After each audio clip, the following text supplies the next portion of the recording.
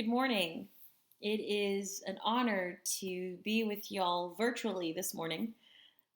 I have known Pastor Leah for several years now, and it has been an honor and a privilege to learn from her and to hang out with her at several Baptist gatherings. Um, and so it is an honor when she asked me to preach this Sunday, the Sunday after Easter Sunday. So thank you again, Pastor Leah, for inviting me. One of my favorite filmmakers is Wes Anderson. I guess it's because he's also a native Texan, or maybe it's because of the music that he chooses for his soundtracks. He has made me a huge fan of the Kinks. Um, or maybe it's the characters in his movies, who are often quirky, much like the storylines. And they're often stories about people who, in earnest, search for truth and accomplishment. And the piece I love the most about his films, really, is the distinct visual style of Wes Anderson. Wide frame shots of lonely lighthouses, up close shots of living rooms filled with trinkets and ordinary items that somehow become important parts of his movies. There's even an Instagram account that is dedicated to posting pictures that look like scenes from his movies.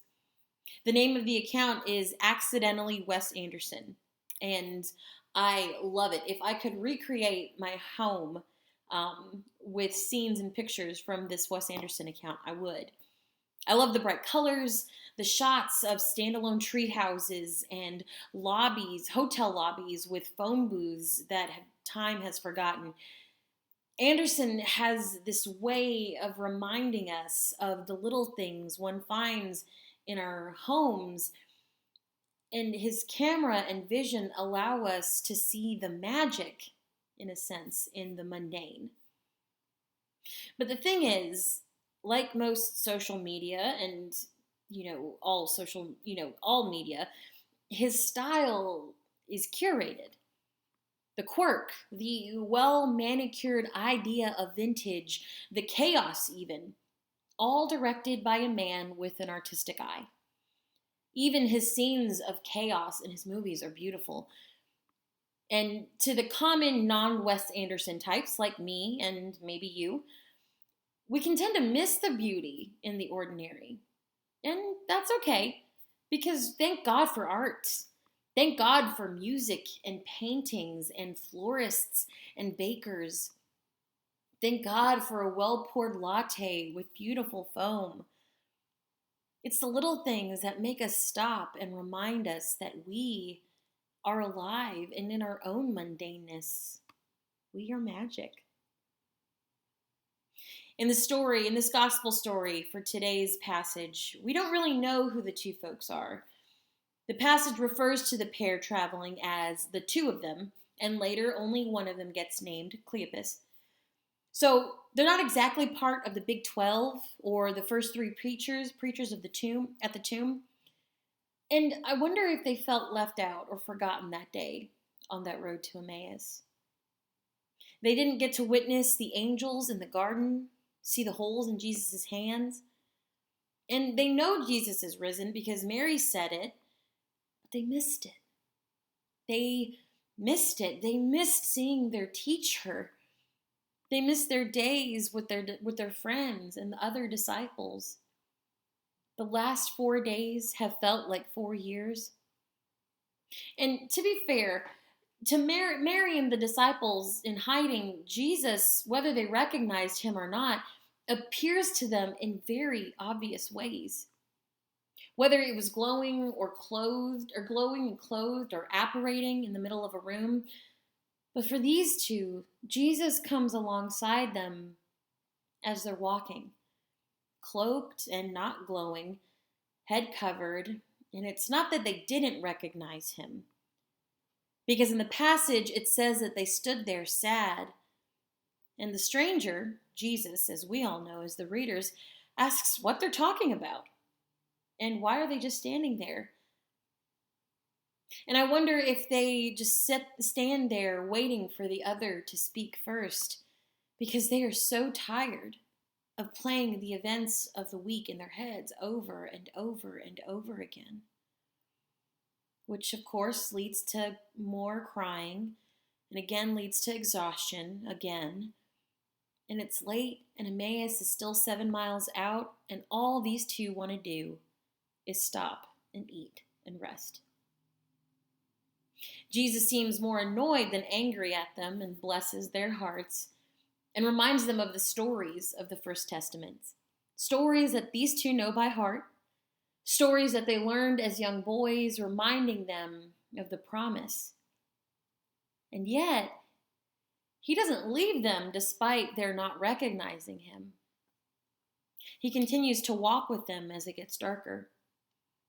And right before they're to go their separate ways, whether it was because they didn't want their new friend to walk alone, or perhaps it was the feeling in their hearts telling them to welcome this man into their home for the night, they invite him to stay and eat. See, a lot happened over a meal for these two in their time with Jesus. Breakfast around a campfire became a teaching moment from their teacher. Cold fish and hard bread became a feast. Water into wine, extending the invitation to more people. Days when they relied on the mercy and little things from locals. If there was one thing that they learned from their teacher, it was to be community, however simple and ordinary. So, they invite him in to stay, and they break bread together.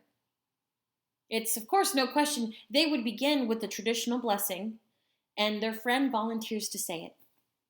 So, their friend, the stranger, Jesus, he begins to recite the prayer that they've all said from the beginning, since the time they knew how to talk, since the time their parents taught them how to pray. He says the familiar words, "Blessed are you, Adonai, our God." And suddenly they gasp because they know that voice. It's the man that calls them beloveds. It's the one that they thought they would never see again. It's their teacher. It's Jesus. The Lord has risen, they must think. He is risen indeed. And it was in this small act of breaking bread that they knew. An ordinary little thing that showed them the mystery of God. And you see, while I love the pomp and pastels of Easter, the bow ties and the new shoes and the pastel colors, I can so relate to these two on the road.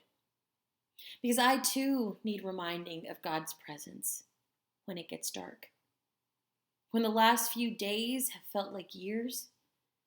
When my calendar looks more like a days in quarantine tally, and when my mask starts to feel a little bit more stifling than it did a year ago, when I cannot stand to do one more elbow bump instead of hugging the people that I love.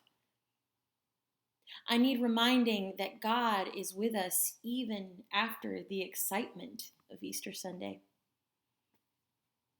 When the peeps have disappeared from the grocery store shelves and the reality of the now sets back in, I need reminding every so often. And I want to suggest to us that this is why on Easter we say Christ is risen. He is risen indeed.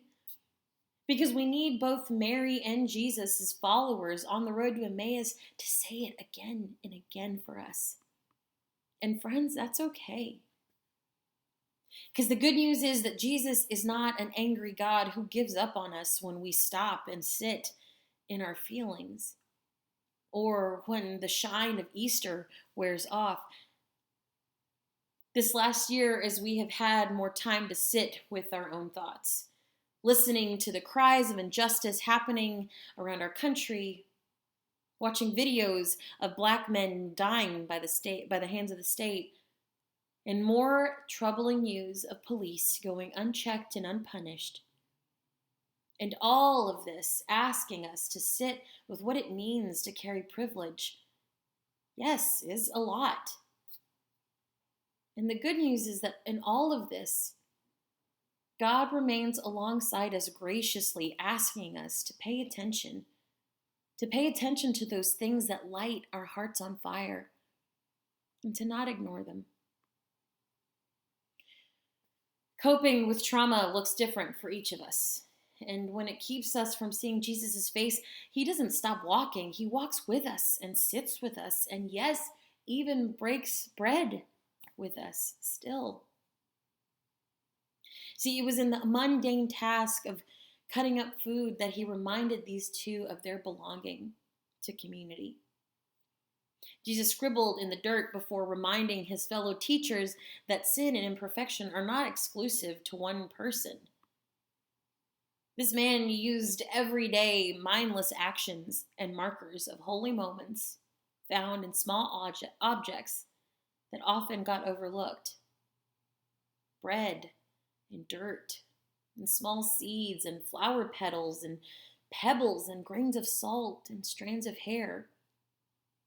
All small things he chose to say, I see magic and beauty here. I see you here. And I too am here with you. And thanks be. Thanks be to a God, a liberator, who does not stop walking with us in our grief and in our trauma, but stays with us as it gets darker and breaks bread with us still. May it be so, friends.